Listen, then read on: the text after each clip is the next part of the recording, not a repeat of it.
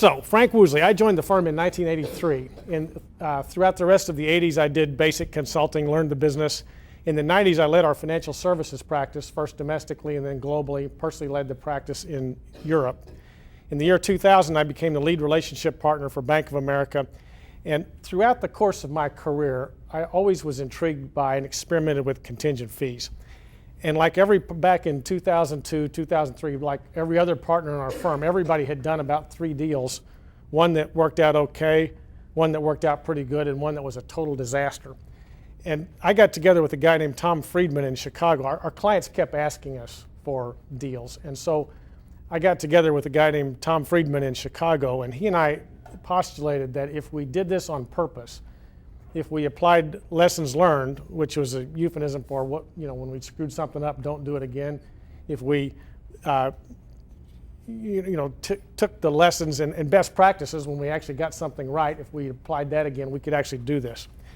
So we got about 10 or 12 guys together. We studied every big deal the firm had done for the last 5 years and said, if we did this again, what would we do differently? We talked to the partners that did the deals. We talked to the clients. We talked to the staff. And came up with a program. It was time to launch the program, and we couldn't figure out what to call it. So we said, let's call this value-based billing, and then we'll think of a proper name. And so we did, and now we can't get rid of that. And everybody hates that name. So if you decide, and we're going to talk to you about how to do a deal if you want to, if you decide to do a deal and you want to call it something else, that's fine. There's no rules about the name. So here's how our program works. We have a group of counselors, which is myself and Tom, a few other guys, and I'll tell you how to get the complete name. And in this past year, we've trained 11 additional counselors domestically and 9 globally. And if you think about the life cycle of a sale, you start with the idea, and you can call any one of us, and we'll help you think about, should we put a contingent fee around this thing? Should we link some of our fees to results? Then the next step is you put a construct in front of the client. Typically that's a PowerPoint that says, if this happens, you pay us this. If that happens, you pay us that. We'll help you build that. You move from there to deal points. And deal points is plain English. Here's what you're trying to do. Here's what we're going to do. Here's how we measure success. Here's how we get paid, and so forth. And and these are the conditions. And you use deal points to negotiate. When you finish with that, we help you convert the deal points into a contract. And then when you actually do the project, we stay with it. Part of the reason that we stay with it is because we have formed an accounting process that moves the risk off of your shoulders onto the firm's shoulders. So if you just think about, let's say you were going to sell a deal that's $1 million. At market rates, and in my vernacular, market rates is however much you would sell this project for if you were competing against 2 good competitors. So it's not standard fees, it's market rates. If you were going to do a value-based billing arrangement, it might look something like the client would pay us $500,000 while you're doing the work, and then as we finish the work, we'll measure things, and they'll pay us somewhere between another $500,000 or another $500,000. So we've got, a certain amount of things we have to do to get back to market rates, and a certain opportunity, if we exceed expectations, to make an upside. So let's just use this for a model.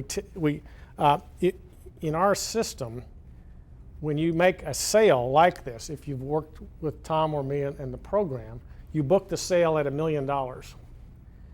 And as you collect this cash, your work managed that you're accountable for is based on this number. So if you ended the year and you've collected this much, we open up the WBS to reflect the base fee. By the end of the year, you're recording work managed at $1 million. By the end of the job, and that's saying the job ends in the middle of the year. By the end of the job, you're going to be somewhere between $500,000 and $1 million and $1.5 million in our example here. Our agreement with our partners, with our principals and directors, is that you're evaluated at the better of this or actual. So what that means is if you do a value-based billing job in our program and it doesn't work out, that's a risk that the firm took. That's not a risk that you took personally.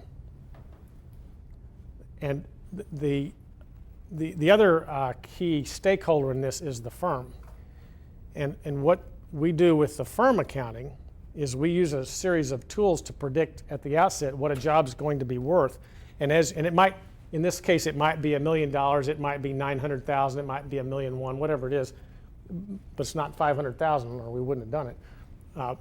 We predict what the work is worth, and using our accounting system, we credit this amount of money to the firm across all of our portfolio of jobs. And if a given job ends up ahead of this amount, which is what we hope happens, we keep that money. And we use that to subsidize when a job comes in below this amount. Now, we tend to do this pretty carefully, and so over time, we have more jobs that end up above the expectation than below, and when that happens, then we dividend that extra money back to the firm. I haven't been able to figure out how to keep that, so we eventually we give all the money to the firm, but this concept, which we call the pool, gives us an enormous ability to take risk.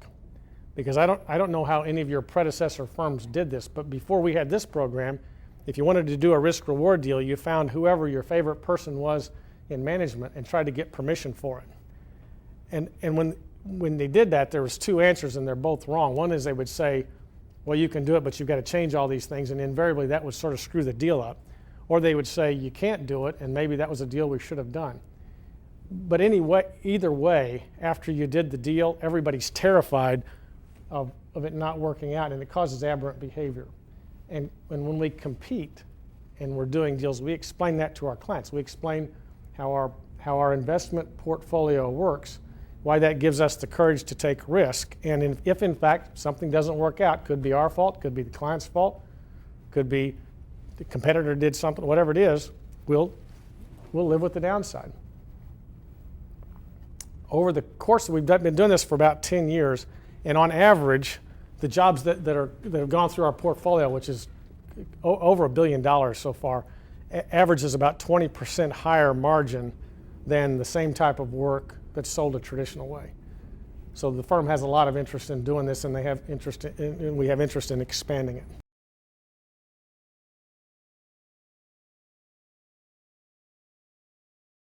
The first 4 or 5 years we did this, our portfolio was pretty small. It took a while to get, the biggest constraint, quite frankly, is our partners are scared of doing risk-reward deals. So at first it was pretty slow. We would count, many times we'd start down the path of doing a value-based billing deal, and we would end up with a traditional fee. We called it a win traditional, which is, we got halfway through the negotiation, and the client said, let's just do this the normal way. We tracked those, and we measured them, and interestingly, on the traditional wins, we had a higher than average close rate and a higher than average profitability. And all we did was measure and report that so we could stay in business and continue to push our program. So think about this as 2004, 2005. Well, it got to be 2008, and the economy started to tank. And then we said, we sort of did a head slap and said, look, if whatever we were doing caused a higher close rate and higher profitability, what was that? And perhaps we ought to try to replicate it. And so I'm going to take you through an exercise here. Help me outline a proposal, every consulting proposal since the beginning of time. What's the first section? Our understanding. Problem. Our understanding of your problem. And we can say that better than the client because we've had more experience and we can use longer words and so forth. Okay, then what comes next? Our scope. Yeah, scope, our approach. Here's what we're going to do to solve it.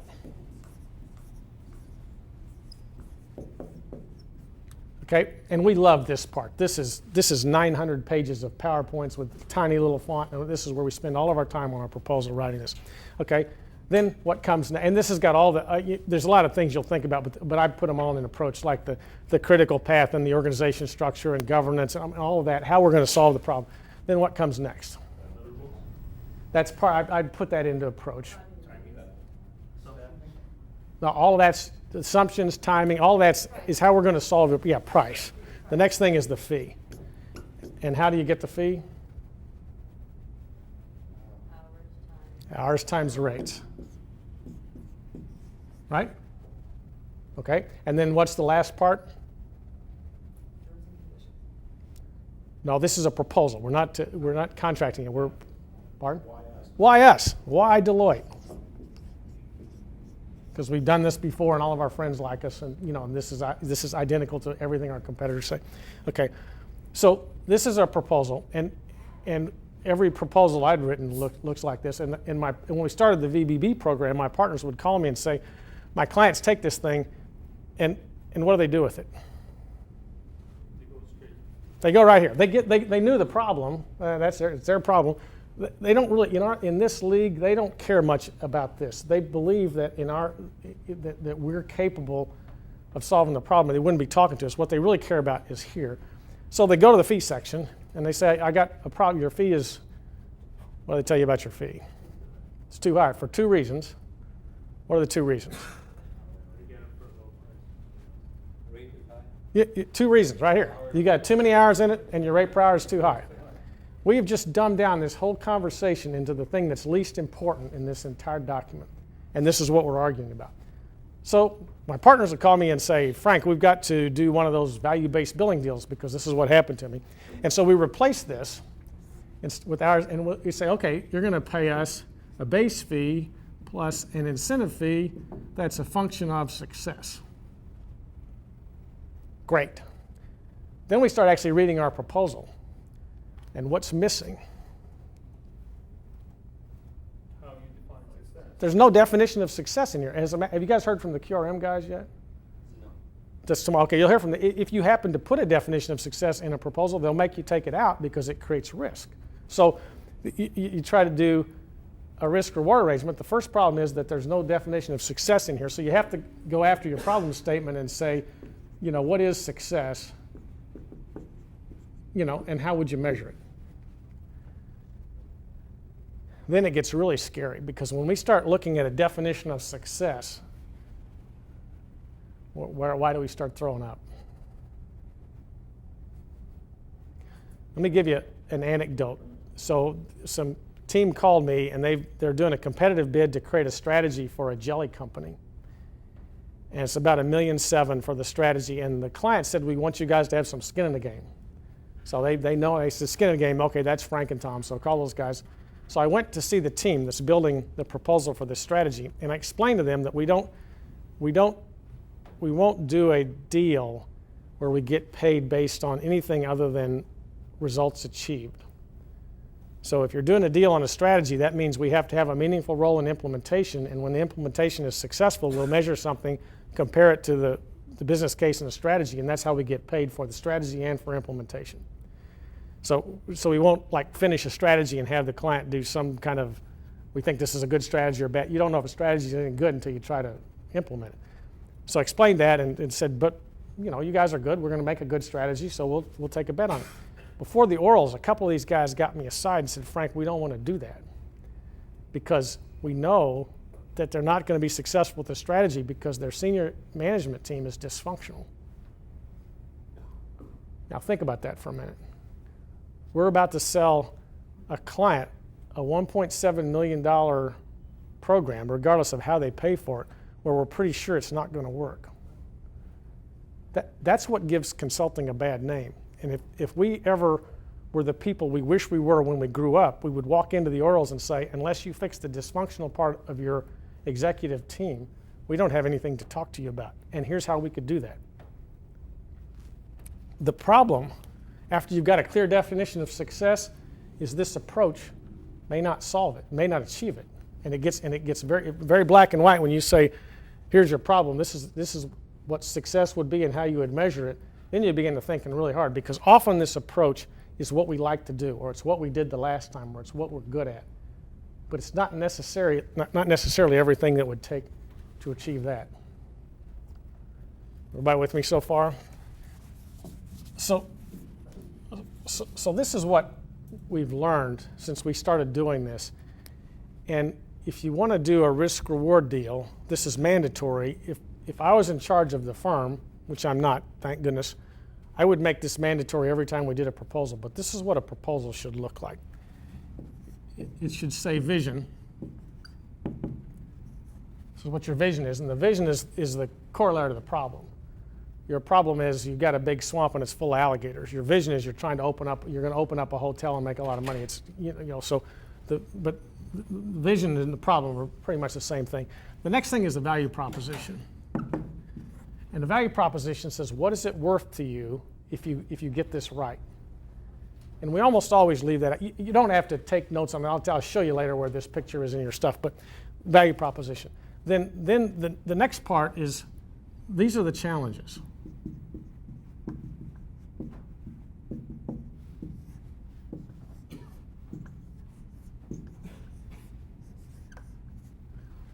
This is everything that you're going to have to overcome in order to realize that vision and achieve that value proposition. And then you talk about Deloitte,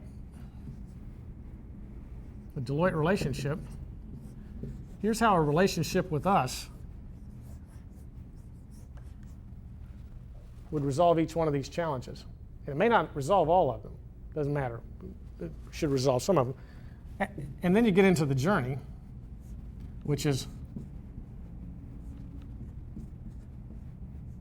this is the series of steps or phases or whatever you want to call it that it's going to take to do all this.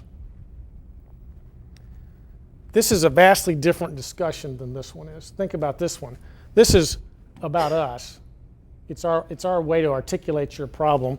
This is about us. This is our approach. This is about us. It's our fees. And this is about us, which is all the good things we can think about ourselves. This is about the client.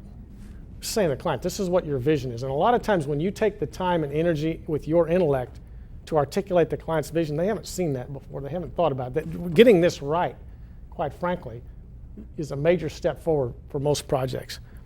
The value proposition is incredibly important. The reason the value proposition is important is because a client will tend to underfund something when they don't think about what it's worth. Because when they were back here arguing with these fees, they were saying your fees are too high. They're doing that out of muscle memory. That's just what you say to consultants, your fees are too high. Case in point, I got a call from our B of A team a few years ago, and they said, we're trying to do one of those we need to do one of those value-based billing things because we're trying to sell a client a $400,000 piece of work, and he's only got $200,000. I hate that because that's too small. We don't charge our time into your books, but it's still overhead. Putting a deal together creates some overhead, and too small of a deal, that's hard. So, but I used to be the relationship partner at Bank of America, and I knew something about him. So I said, well, tell me what you're into. They said, this guy is trying to do a diagnostic to figure out if our technology rationalization thing would help them any. So, well, what's the technology rationalization thing? We've got a service that we can look at all of the unused software that's in every desktop. Okay, that's good.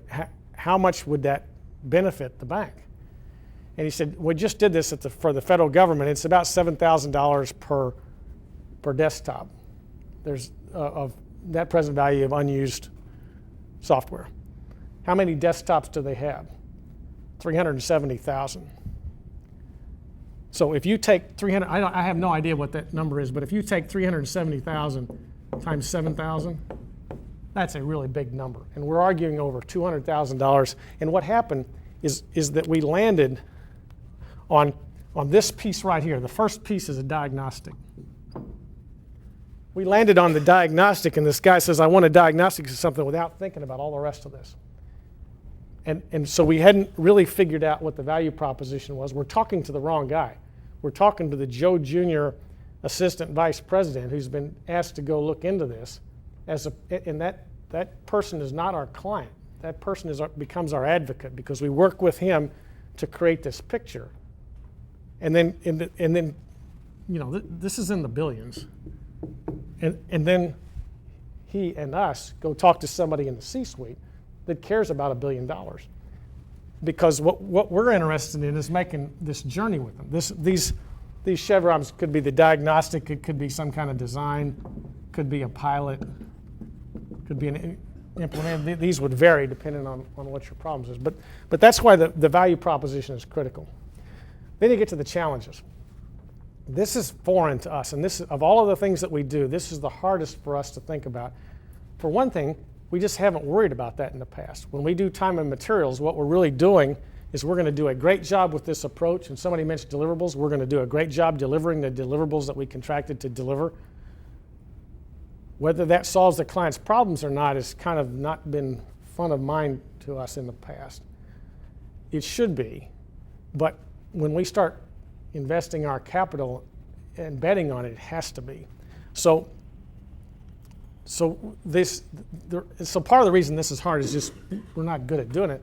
The other part of it is it's not natural to us. We're used to going into a sales opportunity and saying, here's your problem. Okay, here's our approach. Our approach is really good. Ours is getting, and impress somebody with our approach so they'll hire us. And the last thing we really want to do, all of us that grew up doing this the old way, is to go in and say, this is going to be really hard. This is going to, you got to overcome this and this and this and this, and particularly we don't want to say that if we're pretty concerned that our approach isn't going to fix it. On the other hand, when the client gets done this way, beating you up on the fees, and you say, yeah, I know my fee is higher than my competitor, but what? My why us is the same as my competitor. I've done this 10 times. I got 3 clients that'll vouch for me. But on the other hand, if you sell it this way, it's a lot easier to pinpoint on the fact that my approach is dealing with all of these things and my competitor's not. The competitor's doing this the old way where he's bowled you over with 100 PowerPoints. So getting a complete list of challenges is tricky. And usually the challenge is, one of them is they don't know how to do it. And the solution there is our approach. Another big one that we see almost every time is the inertia in the organization. More often than not, when a big project fails, the reason it fails is not because the consulting was bad or the idea was bad or the program was bad or the deliverables weren't any good. It was because the organization didn't adopt the change and refused to adopt it. And there's a lot of others, and these, of course, are unique to whatever you're doing. And the last one sometimes is expensive and risky and underfunded.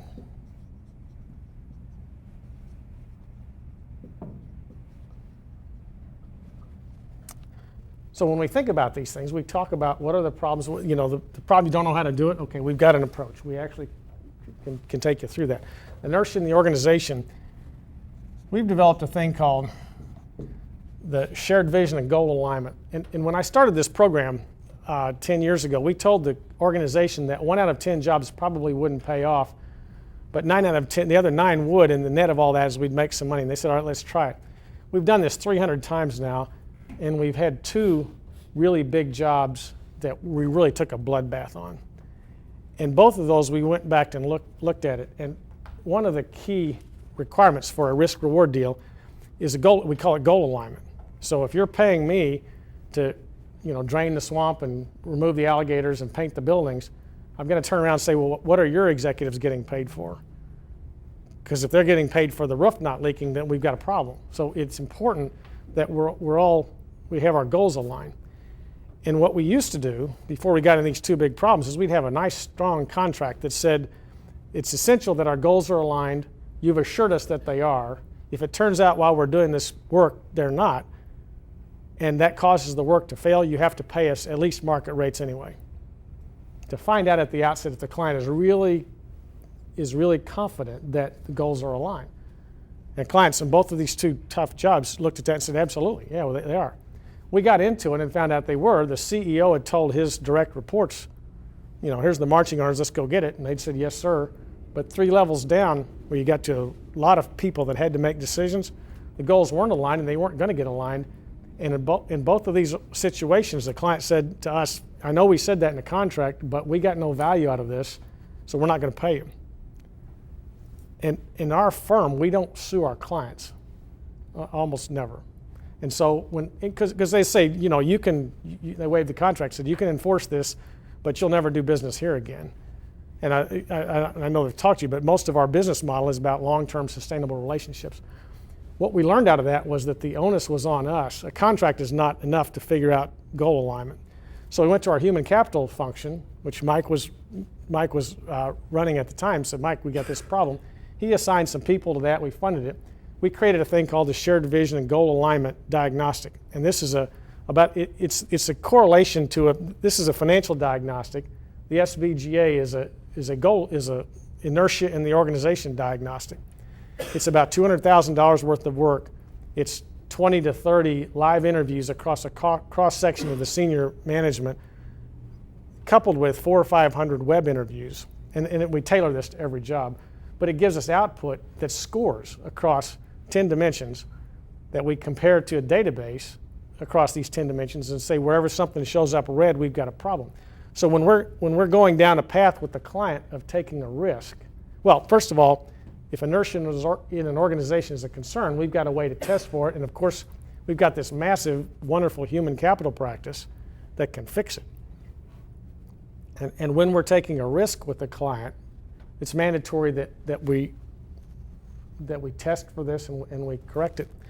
The last thing down here is expensive and risk, and particularly, you guys ever seen that the graph of when you can affect? This is time, and this is effort. Effort influencing success. So in a normal project, when do you work the hardest to make it successful? This is effort trying to succeed. It goes like this.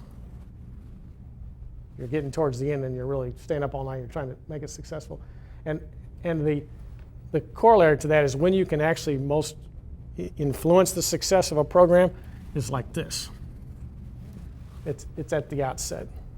And what happens is a client, because they're scared that stuff might not work and it might be throwing money away and it might be a bad idea, they tend to underfund these early, very critical steps in a journey.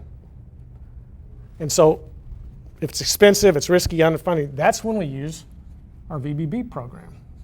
So our VBB program started as a simple way to do risk reward. It ended up being one tool that we use to solve these problems. But if your primary purpose is to do a risk reward arrangement, you still have to do this. You still have to think about what's the value proposition, because that's how we're going to get, that's what we're going to measure to get paid. And you still have to figure out what are all of the barriers to success, because if we can't figure out what the barriers are and how we're going to resolve them, it's a bad deal for us. It's a bad deal for the client too. But if this is an issue, it's expensive and it's risky, then value-based billing is a solution. So what we look at that is, let's say this is $1 million and this is $2 million and this is $5 million and this is $20 million. We'd come back and say to the client, this is the part that's really bothering you. So in this first $1 million, if you'll put up 200, we'll pay 800. And this next $2 million, by the next $2 million, your risk has gone down. You're not quite as scared, but you're still pretty scared. So there, if you'll put up 800, we'll put up 1.2 million. We might split this with you, and we might go 60-40 out here. So this is how we've talked about how we'll invest with our client during this journey.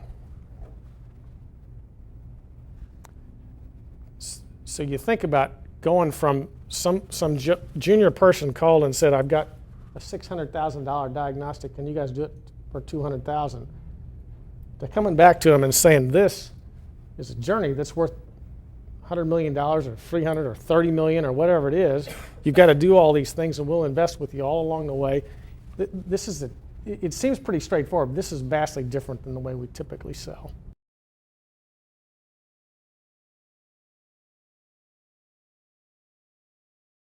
A $100 million program says if the client really has an interesting vision and it's really worth a lot, if we can get to somebody in the C-suite, and the $100 million is a euphemism for a lot. So if this value proposition is $100 million or more, it's going to create $100 million of net present value or $100 million of improved earnings per year, or something fairly substantial.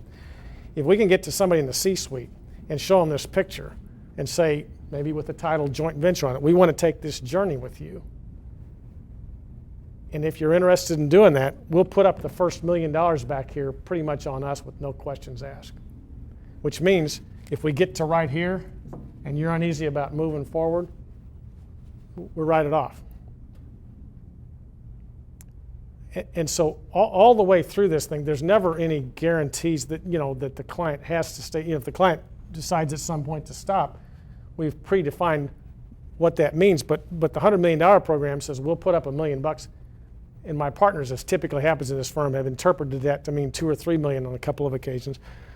Up front here, if our partners, if you believe this thing really has legs on it, and we can get to somebody in the C-suite who says, I want to make that journey with you guys, we'll make that bet. And the reason we're doing that is because this program, our classic value-based billing program, has been going really well. It's making a lot of money. And Tom and I are looking at how to move it to the next step. And we think about if we made 10 big deals, $10 million bets that are pretty, see the difference between the $1 million I'm talking about right now and this $1 million we put up here earlier. The $1 million we put up here earlier is sourcing, and we're going to count a bunch of things and we're going to get paid. This $1 million, all we're going to do is finish with a clear definition of the value proposition and the business case and see if the client wants to move ahead with it. And if they don't, we're out. The reason we want to do that is because if we do it 10 times, 5 times it's not going to go anywhere. We're going to write off the $1 million. Now we're writing off $5 million. The other 5 times, 2 or 3 of those are going to turn into big traditional deals, and 2 or 3 are going to turn into big risk-reward deals. And a big risk-reward deal might be 30 or 40 or $50 million on which we make an extra 10 or 15 million. So if we get 1 of those out of 10 bets, we're fine.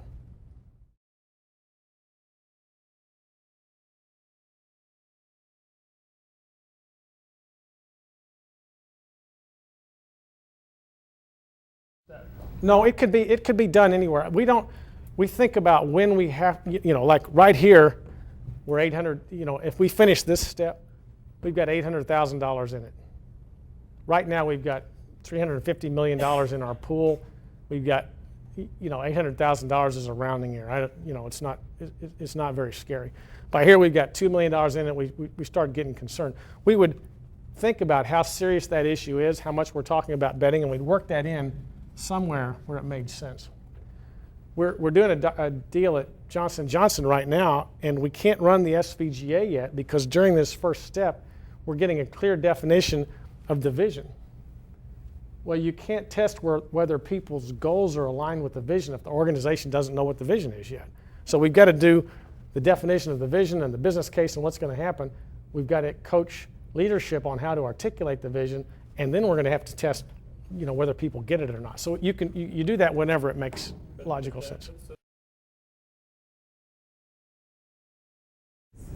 Right, and we've started using, we finally beat our lawyers into submission. We use words partnership and joint venture a lot. We'll have a heading on this thing that says, instead of value-based selling approach, which you would never say that on something you're going to hand to a client, you'd say a joint venture construct to realize your vision to open a hotel or whatever it is. And we're talking about investing with you and sharing some of the returns. Self-funding is another good word. No, and we've only done that twice, and we've only got 1 proposed right now, and we absolutely won't do that. In other words, you have to call me and we'll talk about it. We can't do a contingent fee with a restricted entity. We've tried. We've had a dozen times where we did 100% at-risk deals, and some of those worked. In the early years when we were really uneasy and risk averse and were scared about this thing, we studied our portfolio a lot. When we looked at, after 3 years, we looked at where the deals we'd had trouble with, small, not these big deals, but small deals that didn't pay off very well. All the ones we had trouble with were the 100% at risk deals. And what happens when you're 100% at risk is the client has no skin in the game, and I can show up with the team and talk to the client and say, how's the Deloitte project going on? And the client will say, I don't know, there's a bunch of Deloitte guys back in the room, but I'm not really sure what they're doing back there. It becomes our project and not their project. So we have, just like the restricted entity, we have a policy that we don't do 100% at-risk deals, and we've got 5 of them in the portfolio right now. So we just think really hard about those. because it is a much higher risk.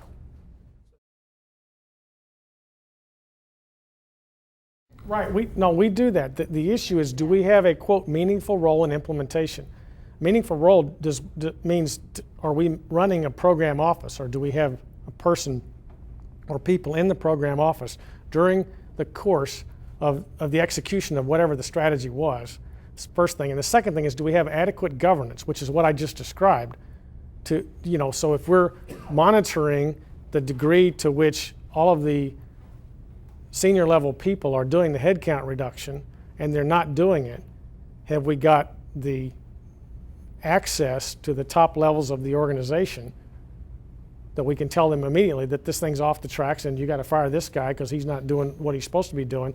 And did we do our work at the outset to see, is this important enough to the client that they're going to make the hard decisions to do that?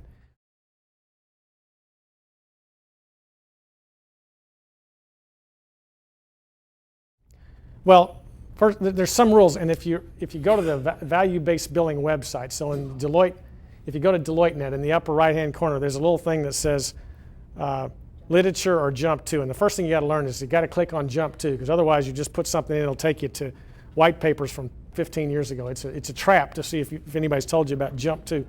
You put jump to VBB and you go in there, there's a CXO deck that has a lot of this information in it.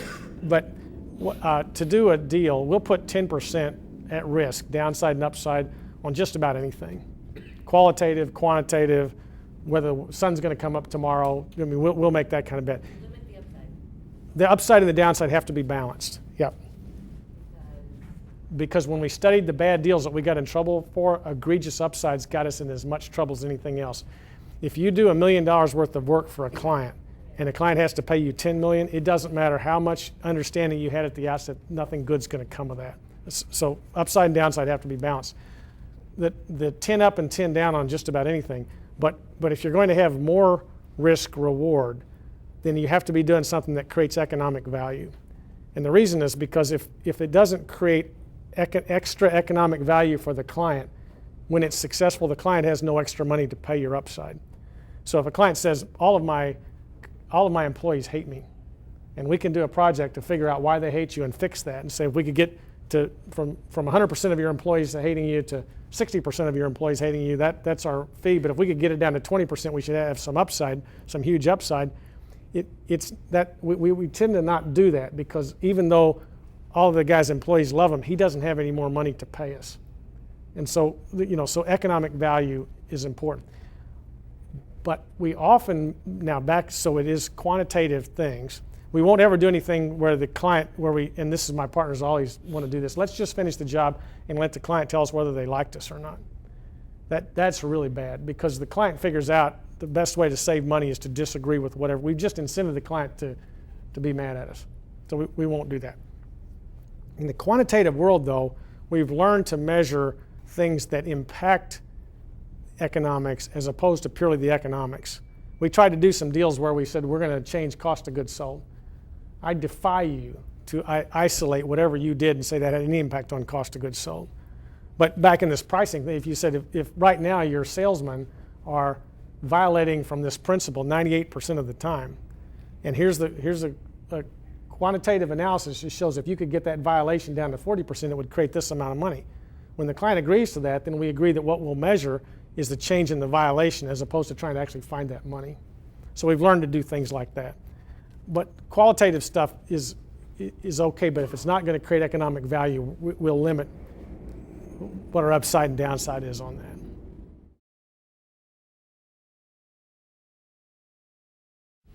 You've got to be able to figure it out at some point what your goal is. You can't, if it's something that we're not going to have any idea, like we're going to go shoot roulette all night and we don't know how we're going to end up until the end. But let's say your guess is, we're doing this at Covant right now, a pharmaceutical company. Our guess is that we could help them create 2 new business lines that will total $40 million a year in additional revenue. How precise is that? We don't really know. But that's the value proposition, $40 million. Here's all the challenges. First thing we did was design the products, did a market study and a business case. And at the end of this project, at the end of this piece right here, now we have a goal which is $37 million. We're going to further refine it here, and then we're going to actually do it. In our deal with them, even we're doing this piece at risk, which is when we finish this, we're going to come up with a business case and an algorithm. So the business case and algorithm come at the end of this first phase that define how we get paid back for this investment as well as for the remaining investments. The contract, when we do a deal like that where we're making a bet and we haven't defined the algorithm of how we get paid, the algorithm says if we get to this point and we can't agree, the contract says if we get to this point and we can't agree on the algorithm, here's how we separate. And what we typically say is it has to be something that hurts both of us, which causes us to get that worked out. And to date, we've never gotten to this point and not been able to work out the algorithm.